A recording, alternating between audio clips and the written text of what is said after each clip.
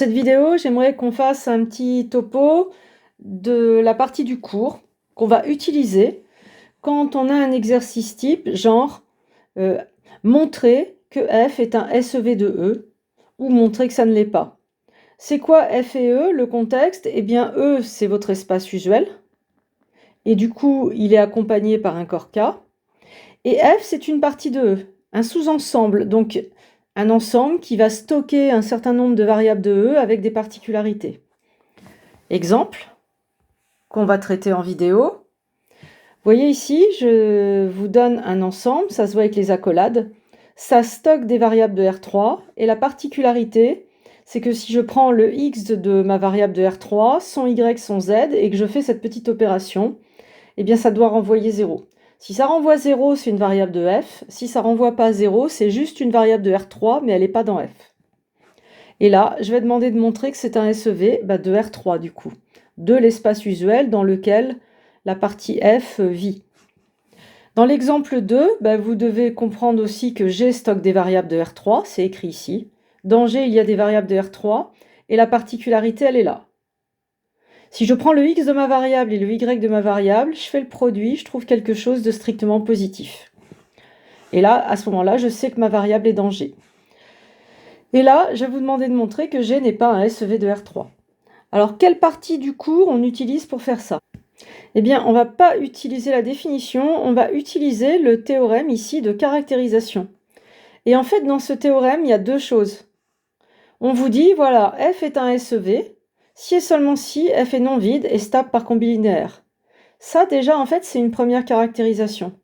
Et après, on vous dit, ou encore de manière équivalente, si et seulement si, et puis là, il y a des items. Donc, j'aimerais revenir sur ce théorème et l'écrire en langage maths.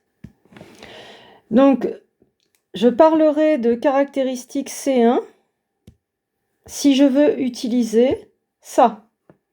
J'ai remplacé ici f non vide par le vecteur nul de E est une variable de f, qui est très pratique, plus précis que non vide, mais ça va être équivalent.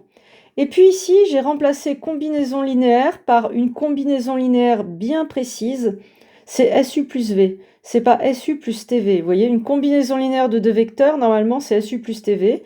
Je prends simplement celle-là qui nécessite de déclarer un scalaire. Bon, ça, c'est ce que j'appellerais la caractéristique C1 de SEV. Et il y a deux items à vérifier. En général, j'utiliserai ça pour prouver qu'une partie est un SEV. Et la deuxième caractérisation qu'on peut utiliser, c'est celle qui est explicitement donnée dans votre théorème de cours. C'est que F est un SEV si et seulement si les trois items ici sont vrais, si on peut affirmer, prouver. Donc le vecteur nul de E dans F est ici, simplement l'addition de deux variables de F. On parlera de stabilité de la loi plus, le fait que finalement plus est un peu une loi interne pour F. Et puis ici, la stabilité de la multiplication externe pour F, c'est-à-dire que si vous multipliez un scalaire par un vecteur de F, le résultat va rester un vecteur de F. Et en général, j'utiliserai cette caractéristique C2 pour prouver que ce n'est pas un SEV. Il me suffira de montrer que l'un des trois items est mis en échec. Ce que je propose, c'est d'illustrer ça dans la prochaine vidéo avec l'exemple 1. Je vais montrer que F ici est un SEV de R3 et pour ça, je vais utiliser ici cette définition mathématique. À tout de suite.